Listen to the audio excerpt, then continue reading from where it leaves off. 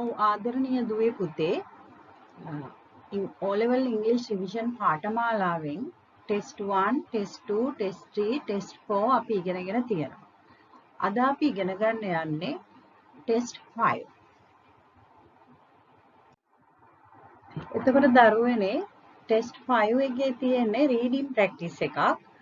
ඔයාලට එතකොට සිද්ධ වෙනවා කියවලා ඒ අදාළ හිස්තැනට අදාළ වචනය හෝ වචන ගෲප් එක තෝරලා දාන්න.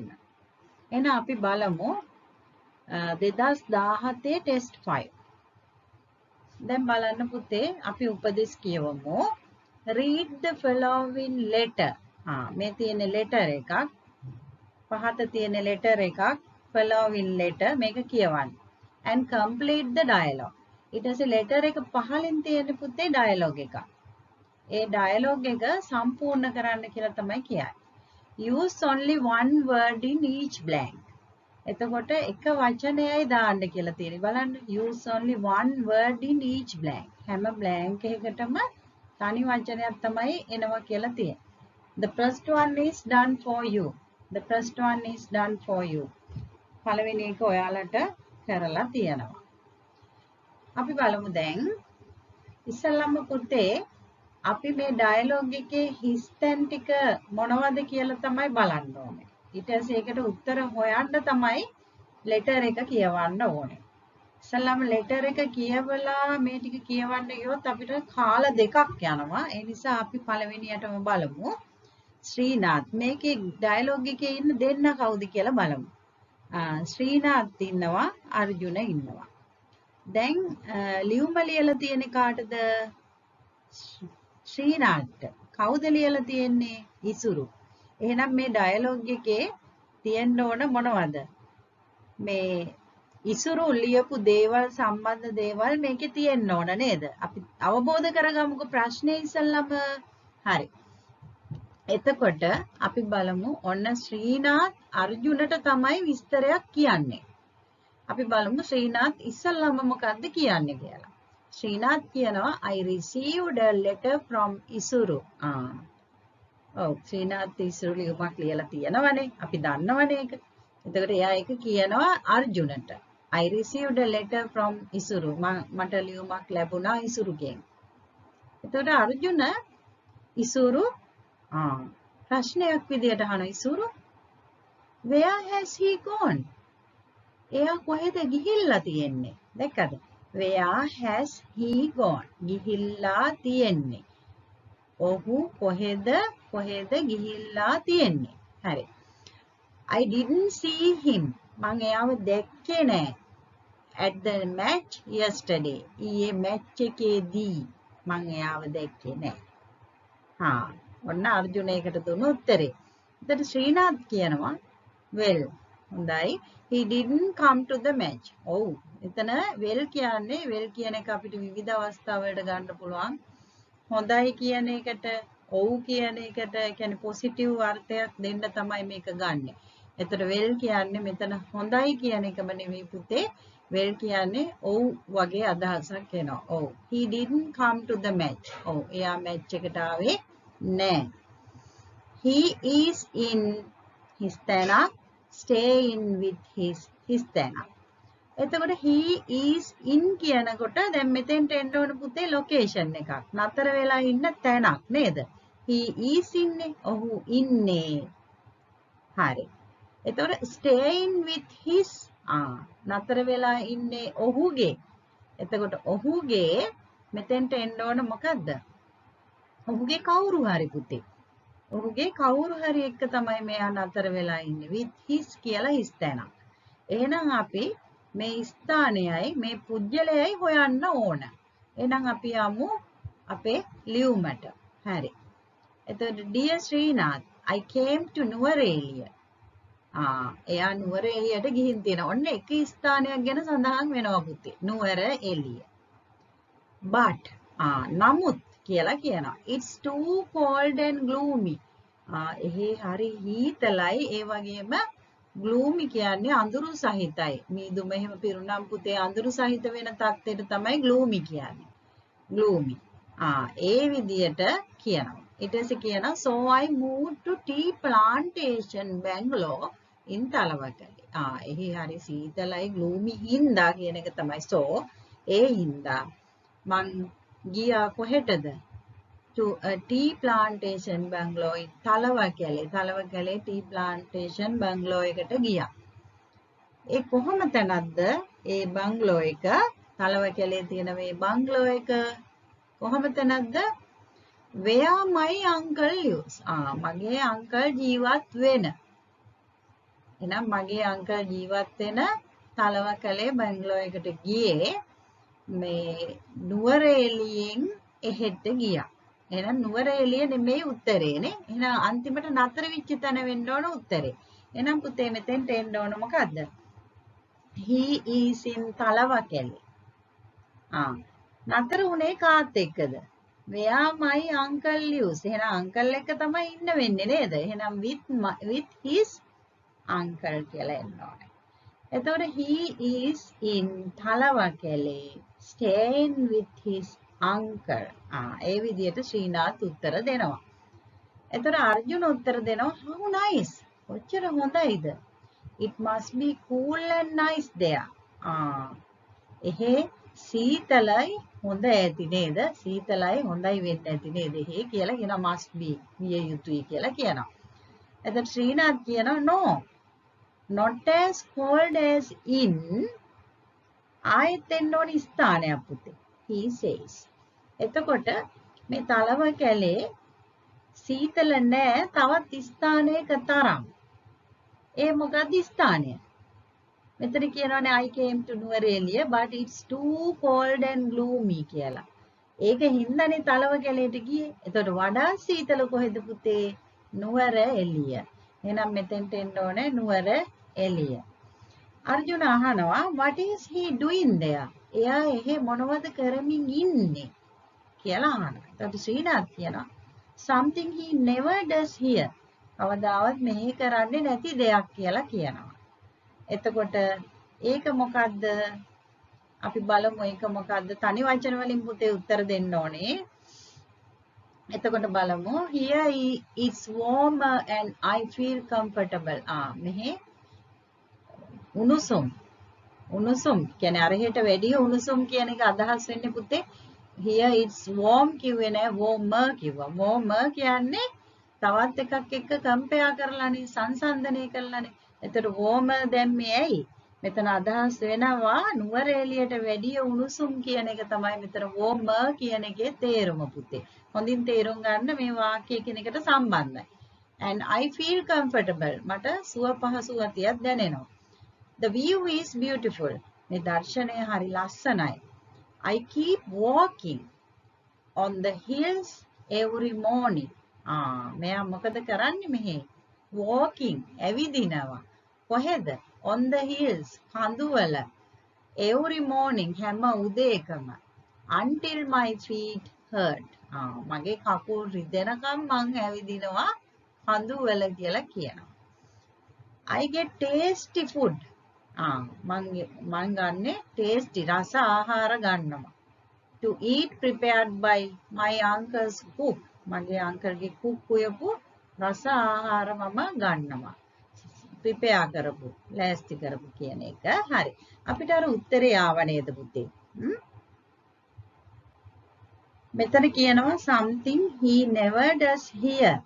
එහෙනම් මොකක්ද එයා එතන කරන ක්‍රියාව කිව්වේ? එක ක්‍රියාවයි දාන්න වෙන්නේ මොකද්ද? walking.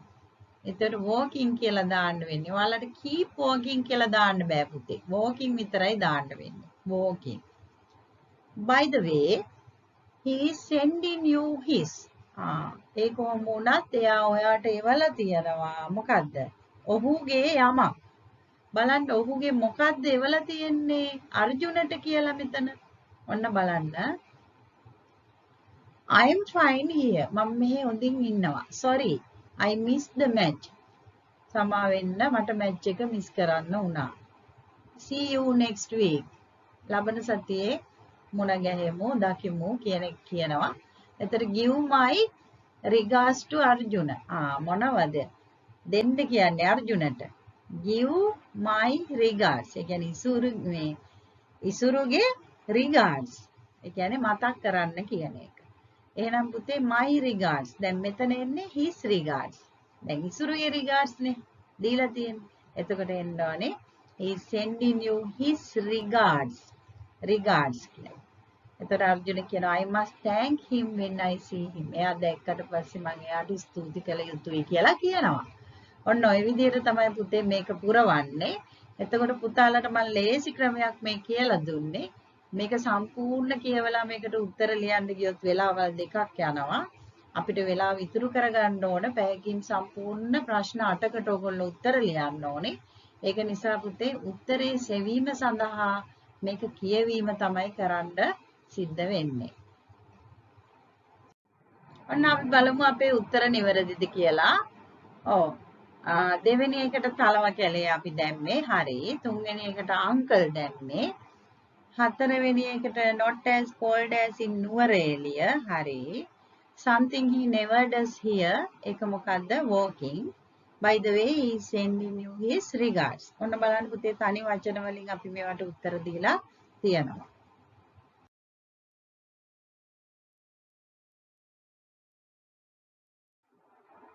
ඔව් පුතේ මෙතන අපි උපදේශ කියවන්න ඕන පැහැදිලිව. අපි 2018 ටෙස්ට් 5 වලට යනවා දැන්. read the following dialogue. dialogue එකක් දීලා තියෙනවා. ඒක කියවන්න. fill in the blanks of the summary given below. එතකොට මෙතන දීලා තියෙන සාරාංශය පුතේ. summary කියන්නේ සාරාංශය. එතන සාරාංශයේ තියෙන blanks පුරවන්න කියලා තමයි කියන්නේ. select a suitable word or phrase. අන්න කලින් එකේ වචනයක් විතරනේ one word විතරනේ තිබ්බේ. මේකේ word or phrase. කියන්නේ වචනයක් හෝ වාක්‍ය ඛණ්ඩයක් පුරවන්න පුළුවන් ඔයාලට. from the dialogue. The first one is done for you. එතන පළවෙනි එක ඔයාලට කරලා තියෙනවා. එතකොට බලන්න පුතේ අපි ඉස්සෙල්ලා යනවා මේ සාරාංශයට. අපි බලමු ඊට කලින් කවුද ඉන්නේ dialogue එකේ කියලා. ටීචර් ඉන්නවා අමල් ඉන්නවා. එතකොට මේ ඩයලොග් එක පුරාවටම ටීචර් අමල් තමයි ඉන්නේ. අපි බලමු. The discussion is about a trip to Kandy. ඒක දීලා තියෙනවා. The students one and only is Kandy. students ලාගේ එකම යම්කිසි දෙයක් කැන්ඩිලු. අපි ඒක බලමු හොයමු. Teacher Amal is everything ready for the trip? ඔක්කොම සූදානම්ද trip එකට කියලා අමල්ගෙන් අහනවා. අමල් කියනවා yes. almost everything. එතකොට පුතේ මෙතන almost කියන්නේ nearly 100. 100ට කිට්ටුවෙන් ඔක්කොම සම්පූර්ණයි කියන එක. හැබැයි 100%ක් නෙවෙයි. 100%ට බොහොම ආසන්නයෙන් හැමදේම සම්පූර්ණයි කියන එක. ඊට පස්සේ ටීචර් කියනවා have you decided on the destination? කොහෙටද යන්නේ? අවසානයේ ගමනාන්තය කොහෙද කියලා තීරණය කරලා තියනවද කියලා අහනවා. ඒතර කැන්ඩි ඕ නුවරඑළිය. කැන්ඩි වලටද නුවරඑළියටද කියලා අහනවා. අමල් කියනවා yes madam. ඔව් madam. everyone's choice is Kandy. හැමෝගෙම තේරීම තමයි Kandy කියලා කියනවා. එතකොට දැන් මේ ළමයින්ගේ everyone's කියන්නේ පුතේ students නේ. students. එතකොට බලන්න මේ වෙනුවට මෙතන තියෙන්නේ මෙතන තියෙන everyone's. ඒ වෙනුවට මෙතන තියෙන්නේ the students කියලා. එතකොට ඒගොල්ලන්ගේ choice තේරීම. එතකොට මෙතන කොහොමද එන්නේ? one and only මොකක්ද එහෙනම් එන්න ඕනේ ඒගොල්ලන්ගේ? everyone's choice. the students choice. the students one and only choice. choice කියලා එන්න ඕනේ. is Kandy. the most attractive place for the students is. ගොඩාක් attractive place එක මොකක්ද කියලා දැන් හොයන්න ඕනේ. කියන්නේ සිත් ඇද ගන්නා සුළු ස්ථානය ළමින්ට. එහෙනම් බලමු අපි ඒකට යමු. ටීචර් කියනවා why are you so interested in visiting Kandy? ඇයි ඔච්චර Kandy visit කරන්න කැමති කියලා අහනවා. එතකොට ඒ කැමති නම් ඒක ගොඩාක් attractive හින්දානේ පුතේ කැමති. බලමු අපි එහෙනම් කොහොමද අමල් කියන්නේ? I think මම හිතනවා it is the botanical gardens madam. botanical garden හින්දා තමයි කියලා හිතනවා කියලා. එහෙනම් attractive place එක මොකද්ද පුතේ ළමයින්ගේ interested place එක botanical gardens. එතකොට මෙතෙන්ට උත්තරේ එන්න ඕන පුතේ තුන්වෙනි එකට botanical gardens. එතකොට a few හිස්තැනක් also will join the trip. පොඩි ළමයිට අමතරව ගුරුවරයාට අමතරව තව කීප දෙනෙක් මේ ට්‍රිප් එකට ජොයින් වෙනවා. අපි හොයන්න ඕන කවුද කියලා බලමු එහෙනම්. ටීචර් කියනවා will you parents join to? ඔයාගේ දෙමාපියොත් ඔයගොල්ලන්ගේ දෙමාපියොත් සම්බන්ධ වෙනවද? අමයි. only a few. ටික දෙනෙක් කියලා කියනවා. ටික දෙනෙක් විතරයි. only කියන්නේ විතරයි. එහෙනම් බලමු පුතේ මෙතන දාන්න වෙන්නේ a few නම් a few parents කියලා එන්න ඕනේ. a few parents. Students will not have to spend much as the. එතකොට මොනවද? මේගොල්ලෝ වියදම් කරන්න ඕනේ නැත්තේ මොනවද? per person. පුද්ගලයෙකුට මොනවද වියදම් කරන්න හොඳ නැත්තේ කියලා බලමු. ඕනේ නැත්තේ කියලා නේද? බලමු. ඊට පස්සේ ටීචර් කියනවා well I want to meet all of you. මට ඔයගොල්ලෝ ඔක්කොම මුණ ගැහෙන්න ඕන. Tomorrow at 10 am. හෙට 10ට උදේ 10ට. මොකටද? To discuss. සාකච්ඡා කිරීමට. More about the trip. trip එක ගැන තවදුරටත්. එතකොට we have not yet decided. අපි තාම තීරණය කළා නෑ. On the cost per head. පුද්ගලයෙකුට යන cost එක. එතකොට per head කියන්නේ per person තමයි පුතේ පුජ්‍යලයකට. එතකොට දැන් මෙතන තියෙනවා පුතේ මේ per person. එතකොට per person ඉස්සරහට තිබ්බේ per head ඉස්සරහට තිබ්බේ the cost කියන එකනේ පුතේ. එහෙනම් මෙතන the තියෙනවා. මේ will not have to spend much as the තියෙනවා. එහෙනම් පුතේ මෙතෙන්ට එන්න ඕනේ cost per person. For the trip will not exceed බලමු අපි ඒක මොකක්ද කියලා. I suppose මං හිතනවා it won't be more than 500 rupees. 500 rupees වලට වඩා වැඩි වෙන එකක් නෑ කියලා මම හිතනවා කියලා කියනවා. එතකොට මෙතන more than කියන එක තමයි පුතේ මෙතන will not exceed පන්නන්නේ නෑ කියන එක. ඒකට උඩට යන්නේ නෑ කියන එක. not exceed මොකද්ද? 500 rupees. එතකොට ඒක දීලා තියෙනවා මෙතන 500 rupees කියලා. ඒක තමයි දාන්න වෙන්නේ. එතකොට පුතේ ඔයාලා බලන්න මෙතන rs dot දීලා තියෙනවනේ. rs dot දීලා නම් අපිට දාන්න වෙන්නේ ඉලක්කමෙන්. අන්න ඒකත් මතක තියාගන්න. මොකද මේ ඡේදයේ තියෙන විදිහටම දාන්න නම් ඒගොල්ලෝ rs dot දාන්න හොඳ නෑ මෙතන. ඒතර අපිට මේ ඡේදයේ තියෙන වාක්‍ය ඛණ්ඩය දාන්න තිබුණා. ෆ්‍රේස් එක.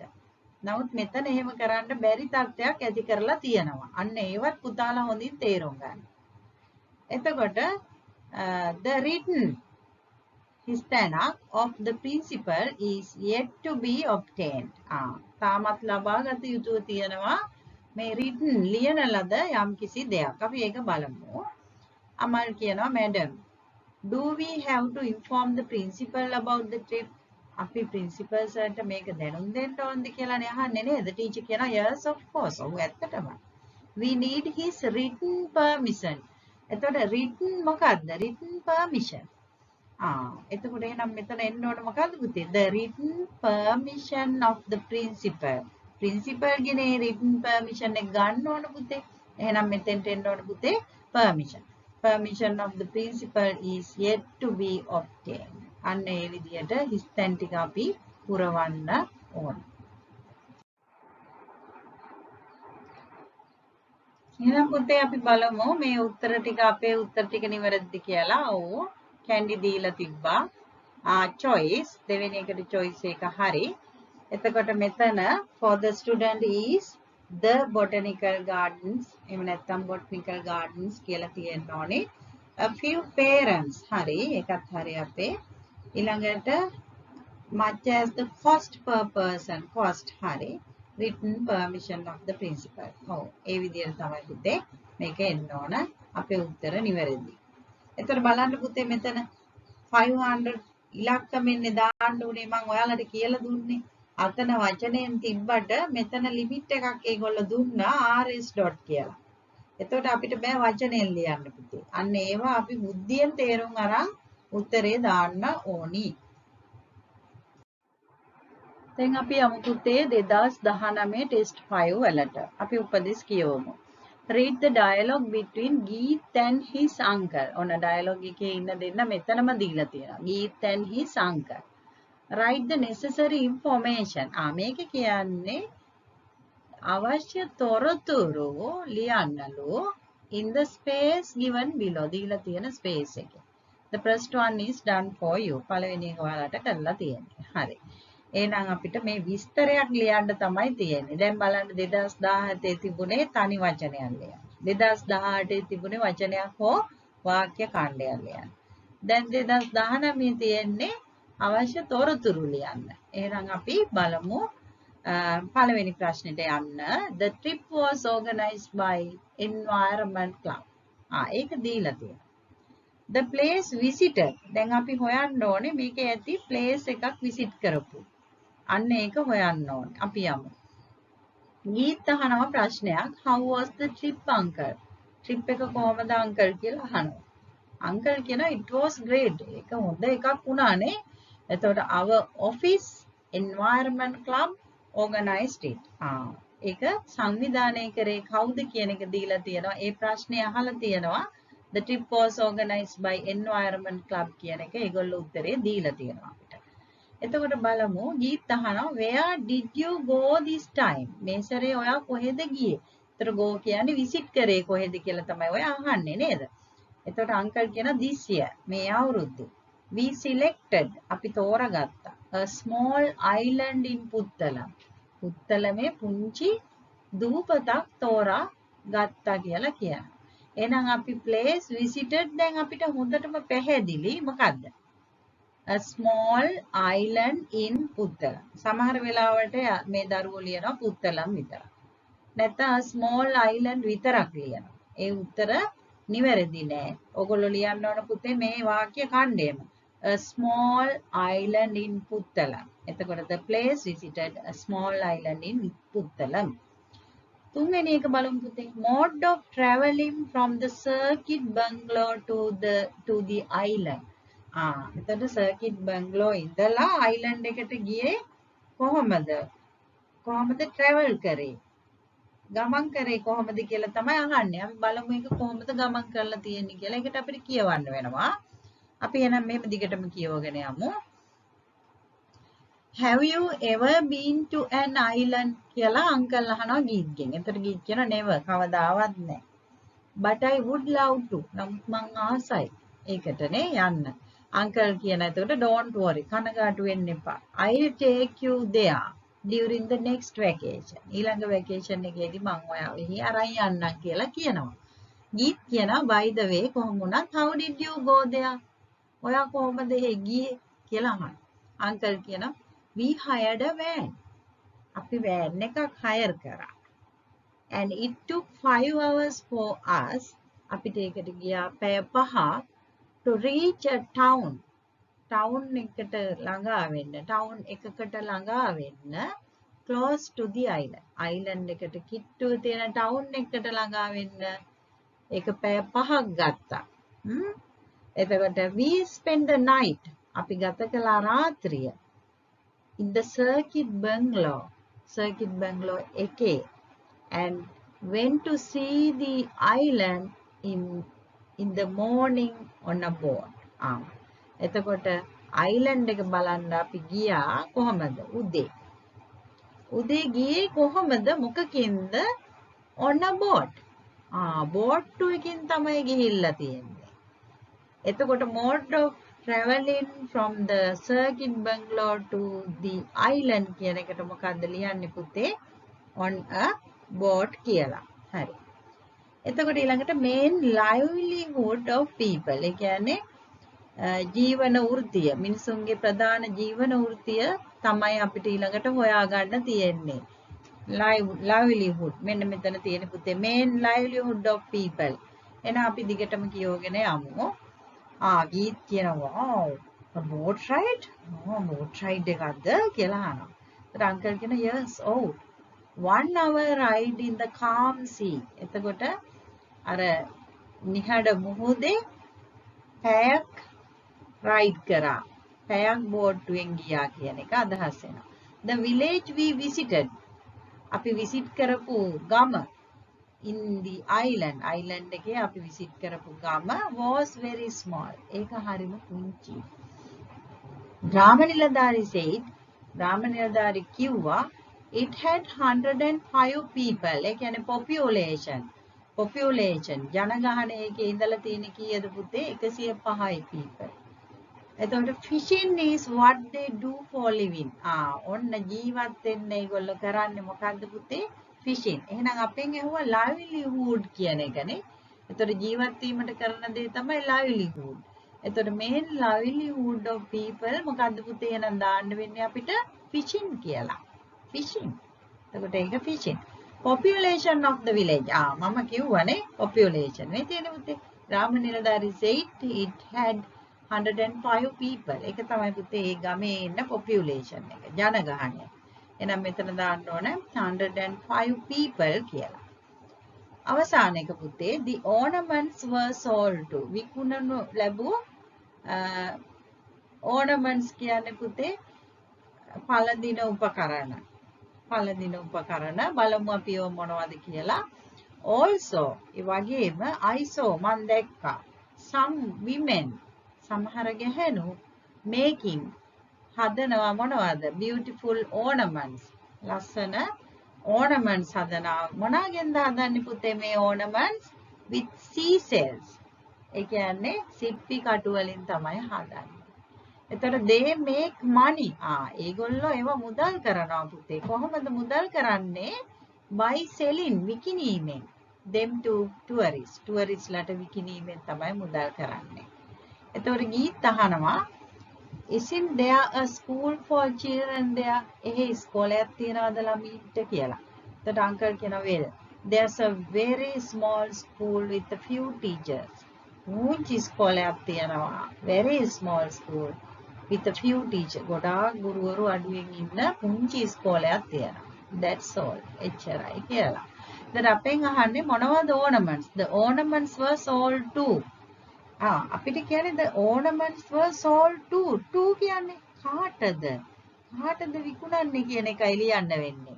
එහෙනම් බලන්න පුතේ කාටද විකුණන්නේ කියලා. they make money by selling them to. මේ to කියලා තියෙනවා පුතේ. to කියලා තියෙනවා. මෙතන to කියලා තියෙනවා. එහෙනම් මොකද්ද පුතේ එන්න ඕනේ කාටද විකුණන්නේ? tourist. මෙතෙන්ට එන්න ඕනේ tourist කියලා. හරි. අපි උත්තර ටික බලමු. ඔන්න පළවෙනි එකේ උත්තරේ දීලා තිබුණා. දෙවෙනි එකේ හරි පුතේ අපි ලියන්න ඕනේ a small island in Puttalam කියලා. තුන්වෙනි එකේ mode of traveling තමයි පුතේ ඔන්න boat එක හරි. main livelihood of people fishing ඒකත් හරි පුතේ. ornaments were sold to කාටද පුතේ? tourist. ඊට කලින් තියෙනවා population of the village 105 people. අන්න ඒ විදියට උත්තර ටික එන්න ඕන. එහෙනම් දුවේ පුතේ ගිය අවුරුද්දේ දීපු 2020 දීපු ප්‍රශ්නෙට අපි යමු. test 5. read the text and complete the table given below. ඒ ප්‍රශ්න ස්වභාවය පොඩ්ඩක් වෙනස් කරලා තියෙනවා. the first one is done for you. පළවෙනි එක ඔයාලට කරලා තියෙනවා. එතකොට මේ ඡේදයෙන් හොයන්න ඕන මෙන්න මේවට උත්තර. හොයලා මේ ඉස්සරහා ටේබල් එකේ තියෙන ස්තැන් ටික පුරවන්න ඕන. එහෙනම් අපි බලමු පුතේ. The name of the country Malta ඒක දීලා තියෙනවා. ඒකේ ප්‍රශ්නයක් නැහැ. එතන අපෙන් අහන්නේ the smallest island. පුංචිම island එක මොකක්ද කියලා. අපි හොයමු ඒක. එතකොට Malta is a country with 3 islands. islands 3ක් තියෙන රටක් මේක. They are the island of Malta itself. එතකොට Malta කියලා island එකක් තියෙනවා ඒක ඇතුලේ. And the smaller islands of Gozo and Comino. එතකොට island තව දෙකක් තියෙනවා Gozo and Comino කියලා. The area of the Malta island. Malta island එකේ area එක දීලා තියෙනවා පුතේ 246 square kilometers. While Gozo is 67 square kilometer in area. ඒක දීලා තියෙනවා වැඩිම එක තමයි Malta. ඊළඟට බලමු Comino is only 3.5 square meters. එතකොට පොඩි මේක මොකද්ද පුතේ Comino. එහෙනම් අපෙන් අහලා තියෙන්නේ මේ islands තුනෙන් පොඩි මේක. එහෙනම් the smallest island කියලා අහලා තියෙන්නේ. එහෙනම් උත්තරේ පැහැදිලි පුතේ. අඩුම ඒරියා එකක් තියෙන්නේ. අඩුම වපසරියක් තියෙන්නේ 3.5 square meters තියෙන්නේ කොමිනෝට. අනිත් දෙකම ඊට වඩා වැඩි. එහෙනම් පුතේ මෙතෙන්ට උත්තරේ එන්න ඕන smallest island එකට කොමිනෝ කියලා. හරි. අපි තුන්වෙනි ප්‍රශ්නේ මොකක්ද බලමු. The number of ethnic groups. බලන්න number of ethnic groups කියන එක අපි හොයන්න ඕන. අපි බලමු. මෙතන දීලා තියෙනවා පුතේ as at 2019 the population of Malta දීලා තියෙනවා. ඊට පස්සේ මේකේ දීලා තියෙනවා there are 2 ethnic groups in Malta. එතකොට මේකේ දීලා තියෙනවා පැහැදිලිව පුතේ 2 ethnic groups in Malta. අපෙන් අහන්නෙත් මොකද the number of ethnic groups කීයද? 2යි. එහෙනම් මෙතන දාන්න වෙන්නේ පුතේ 2 කියලා. හරි ලේසි පුතේ මේවට උත්තර හොයන්න. මේවට උත්තර ඔයාලට හොයාගන්න අනිවාර්යෙන් පුළුවන්. බලන්න හතරවෙනි එකට යන්න. The capital city. එතකොට මේකේ නගරය, අගනගරය තමයි අහන්නේ. අපි බලමු අගනගරය හොයාගන්න උත්සාහ කරමු. එතකොට මේ ethnic groups ගැන තමයි දැන් මෙතන කියන්නේ පුතේ. They are the Maltese and non-Maltese. The percentage of Maltese දීලා තියෙනවා. Percentage of non-Maltese දීලා තියෙනවා. එතකොට Valletta is the capital of Malta. ඔන්න capital දීලා තියෙනවා පුතේ. capital මොකද්ද? අගනගරය මොකද්ද? Valletta. Valletta තමයි අගනගරය. And it is also the smallest national capital in the European Union. පුංචිම අගනගරය තමයි European Union එකේ පුංචිම අගනගරයලු ඒක. එහෙනම් පුතේ අපි බය වෙන්න දෙයක් නැහැ. අපි දාන්න ඕන උත්තරේ Valletta. Valletta. මෙතෙන්ට එන්න ඕන Valletta. එතකොට the official language. රාජකාරී භාෂාව හොයන්න ඕන දැන්. එයාලගේ භාෂාව. එතකොට මෙතන තියෙනවා පුතේ the official and national language. එතකොට ජාතික භාෂාව සහ රාජකාරී භාෂාව. In Malta is Maltese. ඒ දෙකම Maltese කියලා කියනවා. ඔන්න උත්තරේ හම්බුණා පුතේ. එහෙනම් මෙතෙන්ට එන්න ඕන Maltese. හරි. Money used. මොනවද යොදා ගන්න? මුදල් කියලා අහනවා ඊළඟට. අපි ඒකත් බලමු. එතකොට English is the second official language. The chief product of Malta are potatoes, vegetables, grapes, wheat and barley. Malta is very important shipping center for the Mediterranean. It is also famous for its architectural sites and festivals. Malta is also popular film location in its own right. The currency. මෙන්න තැනට ආවා පුතේ. මෙන්න තැනට ආවා. Currency කියන්නේ අපි භාවිතා කරන මුදල්. Currency used in Malta is the euro. එහෙනම් පුතාලා මෙතෙන්ට දාන්න ඕනේ මොකද්ද? The euro කියලා. එහෙනම් පුතේ ඔන්න අපි උත්තර ටික හොයාගත්තා. අපි බලමු අපේ උත්තර නිවැරදිද කියලා. ඔන්න අපේ දෙවෙනි උත්තරේ the smallest island Comino. හරි. Number of ethnic groups අපිට ආවේ 2. හරි. The capital city Valletta එකත් හරි. The official language Maltese එකත් හරි. Money used euro එකත් හරි. එහෙනම් පුතේ ඔන්න මේ උත්තර ටික ඇවිල්ලා තියෙන්න ඕන. එහෙනම් දුවේ පුතේ අපි දැන් ටෙස්ට් 5 ප්‍රශ්න සාකච්ඡා කරලා ඉවර කරා. එතකොට දුවේ පුතේ අපි ටෙස්ට් 1 2 3 4 5 පළවෙනි ප්‍රශ්න පත්‍රයේ ප්‍රශ්න 5ක් මේ වෙද්දි සාකච්ඡා කරලා තියෙනවා. අපිට තව තියෙන්නේ පුතේ සාකච්ඡා කරන්න ප්‍රශ්න 3යි. මේ ප්‍රශ්න 3ත් අපි සාකච්ඡා කරමු. එතකොට පළවෙනි පේපර් එක අපි සාකච්ඡා කරලා ඉවරයි. එතකොට ඒකේ ලකුණු 40 හෝ 40කට ආසන්න ගාණක් ගන්න ඔයාලට පුළුවන් ඒක සාකච්ඡා කරලා ඉවර කරනකොට. එතකොට ඔයාලට ඒකට කිට්ටු වෙන්න අවශ්‍ය ලකුණු ප්‍රමාණය පළවෙනි පේපර් එකෙන් ලබා ගන්න ඕන ලකුණු ප්‍රමාණය පුතේ ඔයාලට ලබා ගන්න පුළුවන්. එහෙනම් පුතේ ඔයාලා මේ ටෙස්ට් 1 ඉඳලා 5ට එනකන් හොඳට ෆලෝ කරලා ඉගෙන ගන්න. ඔයාලා මගේ channel එකෙන් ගන්න ඕන ප්‍රයෝජනෙ සම්පූර්ණයෙන් ගන්න පුතේ. ඔයාලට නොමිලේ මම මේ දේ කරන්නේ මහන්සි වෙලා. පුතාලා හොඳට ඉගෙන ගන්න. හරි සුබ අනාගතයක්.